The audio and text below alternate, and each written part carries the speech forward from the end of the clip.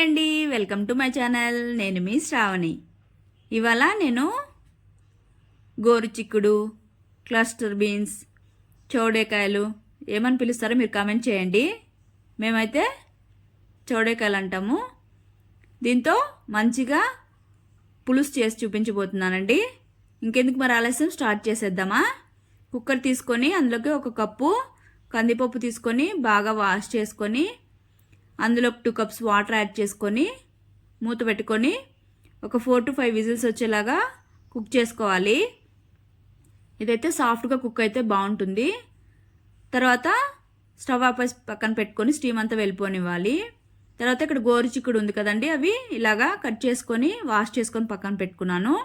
ఇప్పుడు మసాలా కోసం జార్ తీసుకొని కొద్దిగా ఎండు కొబ్బరి ముక్కలు వేసుకొని ఫస్ట్ అది గ్రైండ్ చేసుకోవాలి. గ్రైండ్ అయిన తర్వాత ఇందులోకి మెంతులు అండి, ఇవి వేయించుకొని వేసుకుంటున్నాను 1 స్పూను.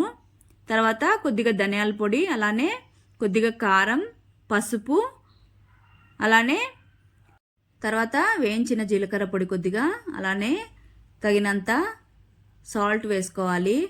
తర్వాత కొద్దిగా వెల్లుల్లి వేసుకొని ఫైన్ పౌడర్గా చేసుకోవాలి. ఇలాగా పౌడర్ చేసుకున్న తర్వాత ఇందులోకి ఒక పెద్ద నిమ్మపండు సైజ్ అంతా చింతపండు నానబెట్టుకోవాలండి ముందుగా. అది వేసేసుకొని అలానే ఆ వాటర్ కూడా యాడ్ చేసుకొని మంచిగా పేస్ట్ లాగా మిక్సీ పట్టుకోవాలి. మిక్సీ పట్టుకున్న తర్వాత ఇక్కడ కుక్కర్ కూడా స్టీమ్ అంతా వెళ్ళిపోయింది. తర్వాత ఈ పప్పునంతా మంచిగా మెత్తగా స్మాష్ చేసుకోవాలి. ఇలాగా నేను స్మాషర్తో చేసుకుంటున్నానండి. పప్పు గిత్తితో అయినా మెత్తగా మెదిపేసుకోవచ్చు. ఇలాగ మెదుపుకున్న తర్వాత ఇందులోకి ఈ క్లస్టర్ బీన్స్ ఉన్నాయి కదండి, ఇవి యాడ్ చేసుకోవాలి. యాడ్ చేసుకున్న తర్వాత మనం పేస్ట్ చేసుకున్నాం కదా, అది కూడా యాడ్ చేసుకొని కొద్దిగా అలానే వాటర్ యాడ్ చేసుకొని మిక్స్ చేసేసుకొని ఇది కూడా కుక్కర్ మూత పెట్టుకొని ఒక 2 to 3 విజిల్స్ వచ్చేంత వరకు కుక్ చేసుకోవాలి. ఇవి ఉన్నాయి కదా చౌడేకాయలు, అవి కుక్ అయితే సరిపోతుందండి. ఒక 2 to 3 విజిల్స్ వస్తే సరిపోతుంది. కుక్ చేసుకున్న తర్వాత స్టవ్ ఆపేసి పక్కన పెట్టుకొని ఇంకా స్టీమ్ అంతా వెళ్ళిపోనివ్వాలి. ఇదైతే అండి టేస్ట్ అయితే భలే ఉంటుందండి. ఎందులోకైనా బాగుంటుందిలేండి, రైస్ కానీ రాగి సంగటిలోకైనా చాలా బాగుంటుందండి.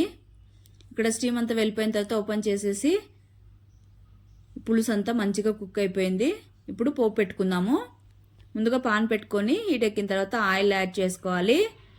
తర్వాత ఇందులోకి ఆవాలు, అలానే కొద్దిగా జీలకర్ర, తర్వాత కరివేపాకు వేసుకొని చిట్పట్లానివ్వాలి. తర్వాత వెల్లుల్లి దంచుకొని వేసుకోవాలి. తర్వాత సన్నగా కట్ చేసుకున్న ఆనియన్స్ కూడా వేసేసుకొని ఇవైతే మంచిగా బ్రౌన్ కలర్ వస్తే చాలా టేస్ట్ ఉంటుందండి పులుసుకు. బ్రౌన్ కలర్ వచ్చిన తర్వాత ఇందులోకి పులుసు అంతా యాడ్ చేసేసుకొని ఒకసారి బాగా మిక్స్ చేసేసుకొని, ఇదేం ఎక్కువసేపు కుక్ అవ్వాల్సిన అవసరం లేదండి, ఒక 2 minutes అలాగా ఉంటే సరిపోతుంది. తర్వాత కొత్తిమీర వేసేసుకొని మిక్స్ చేసేసుకొని ఒక 2 minutes అలా ఉంచి స్టవ్ ఆపేసి సర్వ్ చేసేసుకోవడమే అండి. ఇదైతే టేస్ట్ నేను చెప్పడం కాదు, కానీ మీరైతే ట్రై చేసి చూడండి, మీకు ఇది అర్థమవుతుంది ఎంత టేస్టీగా ఉంటుందో. అంతే అండి, చౌడేకాయలు పులుసు రెడీ. మీరు కూడా ట్రై చేసి మీకు ఎలా వచ్చిందో కామెంట్ సెక్షన్లో కామెంట్ చేయండి. Okay, bye, take care, thank you for watching.